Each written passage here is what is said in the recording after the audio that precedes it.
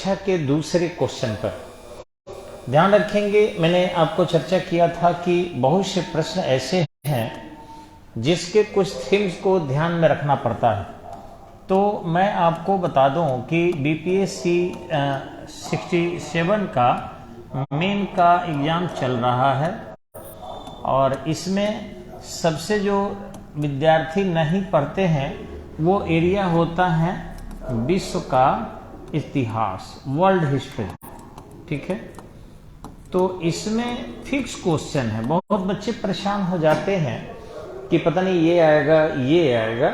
हम लोग तो एकदम एक्यूरेट गेस कर दे तो वही आता है और उससे बाहर नहीं आएगा। तो अभी एक क्वेश्चन डिमांड आया है हमारे छात्रों की तरफ से कि अमेरिकी स्वतंत्रता संघर्ष के बारे में एक बार और रिकॉल कर दीजिए। तो देखिए, ये आपके सामने अमेरिका है, ये नॉर्थ अमेरिका है।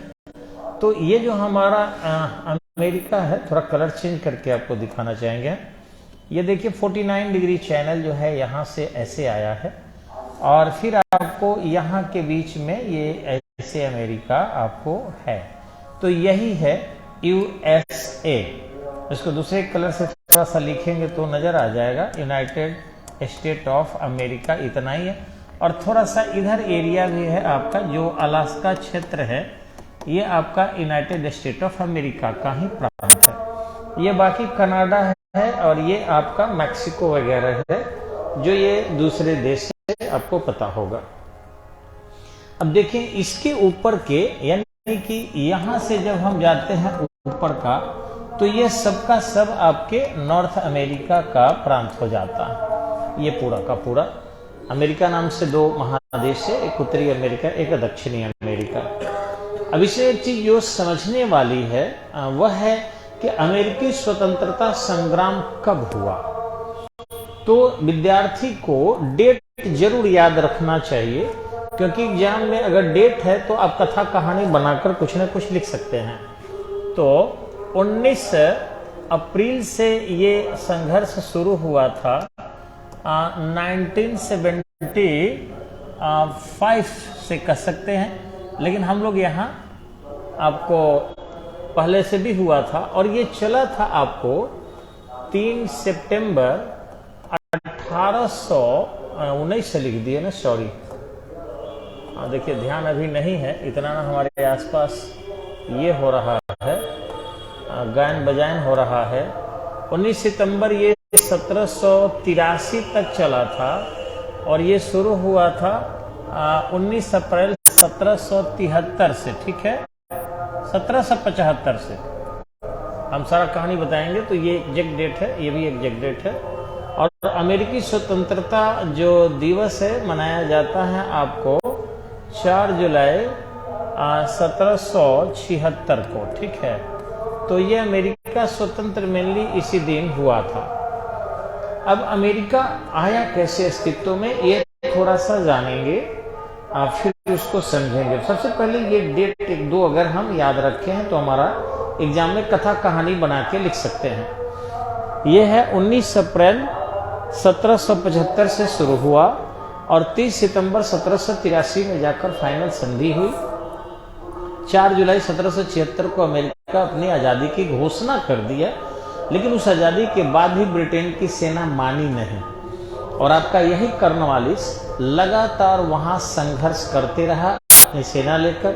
इसकी कोशिश थी कि अमेरिका जैसे खनिज संसाधनों में अति महत्वपूर्ण क्षेत्र को हम कभी छोड़े नहीं, अपने हाथ से कभी जाने नहीं दे। ब्रिटेन को पता था कि बहुत खनिज संसाधन यूनाइटेड स्टेट ऑफ अमेरिका में है, उसको गंवा देंगे तो हम कमजोर हो जाएंगे। लेकिन इधर भारत भी उसको एक मजबूत मिल गया था। यहाँ से ऑलरेडी खनिज तो नहीं, लेकिन उत्पादित संसाधन सोना चांदी कपड़ा लत्ता नील सूती वस्त्र मिल रहे थे इसको। तो देखिए इस स्वतंत्रता के पीछे कारण क्या था। तो थोड़ा सा मैं इसको मिटाना चाहूंगा इस डेट को, या इसी में लिख देते हैं अलग से। तो देखिए ये हुआ क्या कि अमेरिका की खोज कैसे हुई। तो एक स्पेन का व्यक्ति था, आप लोगों को पता होगा ऑलरेडी, कोलंबस नाम था उसका, कोलंबस। ठीक है, और ये कोलंबस रहने वाला था स्पेन का। एक ध्यान रखेंगे इन सब चीज़ों को भी, जहाँ जगह मिले थोड़ा सा एरिया को लार्ज करने के लिए बीच में कहीं लिख सकते हैं। और ये 1492 में अमेरिका की खोज किया था, लेकिन वो समझ गया था कि ये अमेरिका नहीं है, इंडिया है, और इसीलिए उसका नाम रख दिया था वेस्ट इंडीज। कोलंबस ने उत्तरी अमेरिका का क्या नाम रख दिया था? West Indies. और वहां के लोगों को रेड इंडियन कहता था। उत्तरी अमेरिका के लोगों को रेड इंडियन, लाल लाल लोगों को देखा तो कह दिया कि ये लाल भारतीय हैं जी। अब रहा कि उस अमेरिका में पुनः एक व्यक्ति गया जो इटली का था, अमेरिगो वेस्पुकी, ठीक है।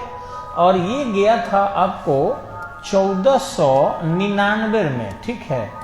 और ये इटली का रहने वाला था, इटली का अमेरिगो वेस्पुकी, अमेरिगो वेस्पुकी, ठीक है। और इसी अमेरिगो वेस्पुकी के नाम पर उसका नाम अमेरिका हो गया, ठीक है। अब दक्षिणी अमेरिका में चूंकि अभी भी लैटिन भाषा बोला जाता है, इसलिए उसे लैटिनी अमेरिका कहते हैं, और उत्तरी अमेरिका को नॉर्थ अमेरिका कहते हैं। तो दो भागों में बंट गया। तो ये जब गया तो कहा कि नहीं, ये इंडिया नहीं है, ये कोई अन्य कंटिनेंट है, महादेश है, और इसलिए उसका नाम उसी के सम्मान में पड़ गया था अमेरिका। अब ब्रिटेन में जो था, औपनिवेशिक सत्ता चल रही थी, सब अपने अपने वस्तु को बेचने के लिए, व्यापार करने के लिए ललायित थे।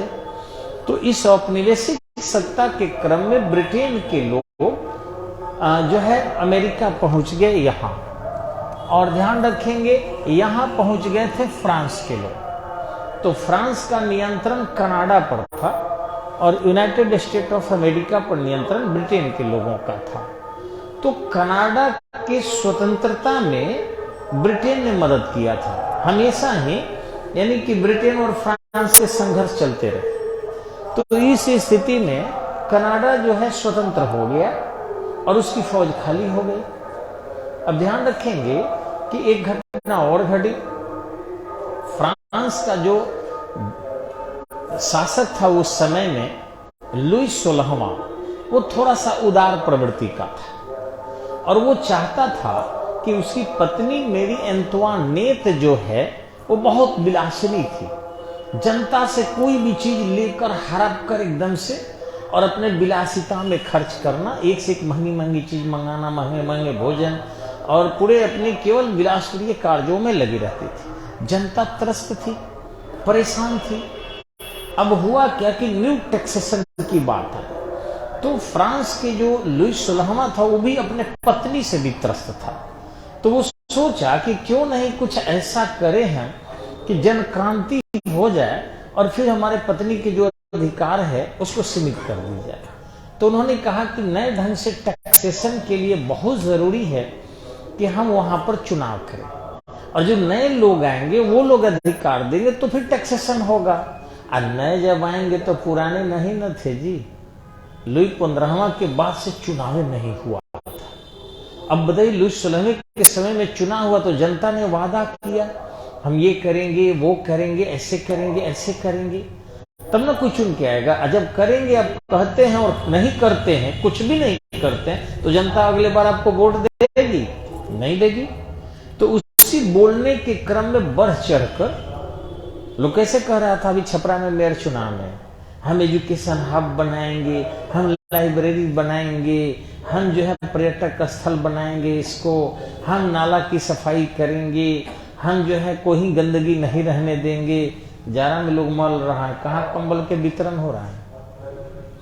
अभी जो इतना उपकार हो रहा था इस चुनाव के पहले, तो जो भी विजयी हुए हैं कम से कम 2000 कंबल तब बांटते, 2000 आदमी को तो ओढ़ने के लिए मिलता। उन लोगों के पास बहुत पैसा था, और बांटेंगे भी तो हमको लगता है अपने ही लोगों को दे देंगे।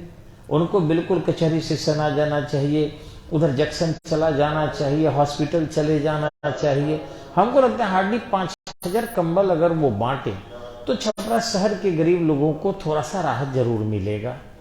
दूसरी चीज, उन लोगों को जाड़े के दिनों में कुछ खाना पीना का भी व्यवस्था कर दे, ताकि बहुत से घर में वृद्ध लोग हैं, उनके घर वाले अमीर हैं लेकिन अपने वृद्ध लोगों की केयर कम करते हैं, तो उसको ध्यान में रखें थोड़ा सा। ये जो स्कूल वगैरह में ठंडा वगैरह हो रहा है सरकारी, उसमें लकड़ी की व्यवस्था कर दे। छोटे छोटे गैस के वो चूल्हा जो आया है दे दे, 1-1, 2-2 किलो भर के। बच्चे शिकायत करेंगे इसलिए स्कूल में 5 को दे दें, तो निश्चित रूप से वो धुआं भी नहीं होगा, आसानी से गैस बच्चे सेकेंगे। बाद में उसको मास्टर की जिम्मेवारी में रहे कि गड़बड़ न करे, अपने घर न ले जाए, बंद करके चोरी न हो, पूरी जिम्मेवारी के साथ दे दे। कर्जालय में बंद करके रह जाए, अगले साल जाड़े में फिर यूज होगा। तो इस तरीके से करना चाहिए। हमको लगता है कि अगर 500 गैस सिलेंडर छोटा छोटा दे दिया जाए तो हो जाएगा। और एक गैस सिलेंडर के चूल्हा में कितना खर्च आएगा? 1500 का चूल्हा होगा और 150 का वो रहेगा, 150 का गैस आएगा। तो 500 में हमको लगता है कि 500 स्कूल भी, ये छपरा शहर में तो नहीं होगा, एक स्कूल में 5 दिया जाए तो 100 गो स्कूल में हो जाएगा सरकारी। 100 गो स्कूल होगा क्या यहाँ नगर निगम के अंतर्गत? नहीं होगा। तो जीतने के पहले ये बड़ी हवा देते हैं लोग, व्यवसायी है लोग, और उसके बाद ये लोग पैसा बनाएगा। अगर मान लीजिए ये लोग 50-60 लाख रुपया खर्च किया होगा तो 5-6 करोड़ से कम कमाएगा तो फिर काम नहीं चलेगा। तो ये तो इन्वेस्ट इसीलिए करते हैं लोग, लेकिन फिर भी एकदम नहीं करेंगे, ये भी जनता नहीं होने देगी। न तो अभी 2-2 को मेयर को हटेबे की है, देखबे की है 5 साल के अंदर। रिया सिंह भी हटी है, सुनीता जी भी हटी है, वो भी हट जाएगी। ये तो जनता यही देखती कि आप नहीं करोगे, वादा करोगे, लाख करोगे, हम हटा देंगे। जनता जो है इतनी समझदार जरूर है। तो यही चीज जो है आपको फ्रांस में हुआ। अब फ्रांस में हुआ तो लुईस 16वां जो था वो थोड़ा सा चाह रहा था मानव कल्याण की बातें, तो अमेरिका में भी शोषण था। अब अमेरिका की क्रांति के मूल कारण ये नहीं थे कि अमेरिका के लोग चाह रहे थे कि क्रांति हो, ये तत्कालिक कारण था। मेरी फ्रांस चाहता था कि अमेरिका जैसा उपनिवेश ब्रिटेन के कब्जे से निकल जाए, ये फ्रांस की सोच थी। अतः वो छुपाकर वहां के लोगों को अस्त्र शस्त्र देने लगा, वहां के लोगों को राजनीतिक रणनीति देने लगा। अब यहाँ एक व्यक्ति उभर कर आया जिसका नाम था बिस्मार्क, सॉरी ये नाम था वाशिंगटन, भूल रहे हैं मैं, वाशिंगटन। देखिए कई संघर्ष एक बार दिमाग में चलते हैं, तो इनका नाम था इस नेता का वाशिंगटन। अब मेन कारण था कि जो ब्रिटेन था, ब्रिटेन ने अमेरिका में जो लोग रह रहे थे वो भी ब्रिटेन के ही लोग थे।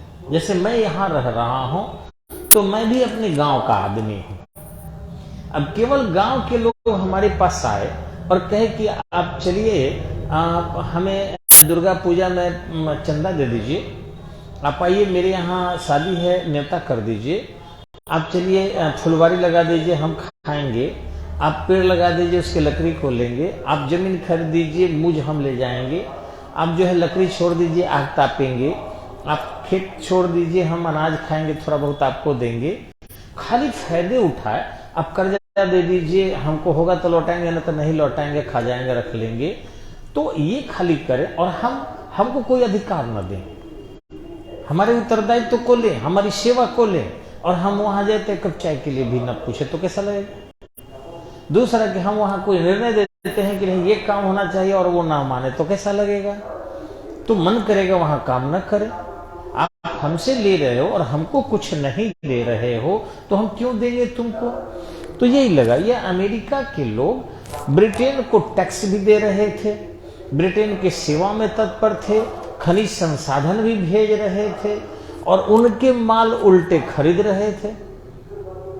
और इनको वहां जाने के बाद वोट देने का अधिकार नहीं था, ये मतदान नहीं कर सकते थे, उनके अच्छे अच्छे पदों पर नियुक्त नहीं हो सकते थे। तो इनको लगा कि तो अटपटा है, ये केवल अमेरिका नहीं गुलाम है, अमेरिका में रहने वाले जो भी लोग हैं, ब्रिटेन के भी लोग आके रह रहे तो ये भी गुलाम है, खाली इनसे लेने से मतलब है ब्रिटेन को, इन लोगों के हितों से कोई लेना देना नहीं है। तो इन्होंने कहा कि तब हम स्वतंत्र रहेंगे, क्यों हम आपके अधीन रहेंगे, क्यों आपके माल को बेचवाएंगे?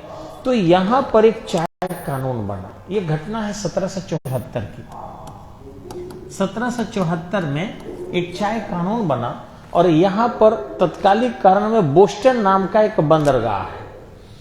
उसी बोस्टन पर चाय की पेटी को भेजा गया और दोनों देशों की भी चुनौती हो गई कि हम चाय ले भी जाएंगे और बेचेंगे भी।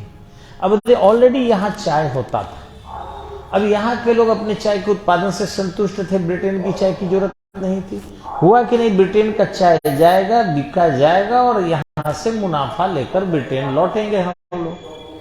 अब इस बहस में देखिए, वाशिंगटन बहुत दिमाग का आदमी था, असल में फ्रांस का सहयोग था। तो उसने किया क्या कि जितने भी कुली थे जो वहां के, उन कुली को बंदी बना लिया और अपनी पूरी सेना को कुली बनाकर कुली के ड्रेस में बोस्टन बंदरगाह पर रख दिया। अब जब ब्रिटेन से जहाजे गई चाय की पेटी को लेकर और वहां से उतारने की बात आ गई, तो फिर ये लोग चाय उतारने लगा। अब जब अंग्रेजी फौज भी उतरी कि भाई कौन है हमारा पेटी नहीं उतरने देगा, तो एक छोटी सी सेना पीछे रखा था झड़प के लिए। हल्की सी झड़प हुई, बस ब्रिटेन की सेना